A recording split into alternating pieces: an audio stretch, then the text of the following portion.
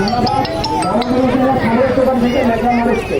এখন আমাদের সামনে বক্তব্য করবেন ব্রাহ্মণবাড়িয়া জেলার ছাত্রী প্রতিনিধি হাসি। ব্রাহ্মণবাড়িয়া জেলার ছাত্রী প্রতিনিধি হাসি। উপর আসছি বা আমাদের যে কর্মসূচি সেটা হচ্ছে ধর্ষকদের শাস্তিতে এই চুক্তিতে এসে হচ্ছে ধর্ষকদের শাস্তি আমাদেরকে চাইতে হচ্ছে।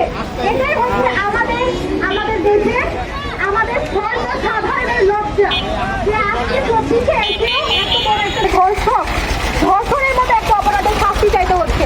এইটা আমরা 24-এ এসে আমরা এটাকে সমূলে আমরা উদ্ঘাট করতে পারিনি।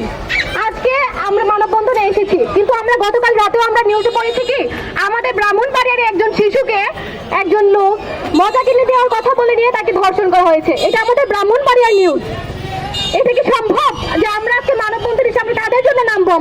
আমি নেমেছি আমার নিজের জন্য, নিজের নিরাপত্তার জন্য, আমার বোনের নিরাপত্তার জন্য এবং আমার বান্ধবী যারা আছে তাদের সবার নিরাপত্তার জন্য, এবং আমার ভাইয়েরা যারা নেমেছে তারা নেমেছে তাদের বোনের জন্য, তাদের মায়ের জন্য এবং তাদের সহপাঠীদের জন্য, তাই না?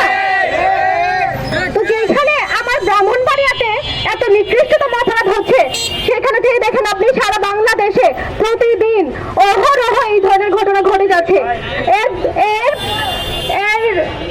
এর বিচার কখন পাবো আমরা? এর বিচার কি আদৌ হবে?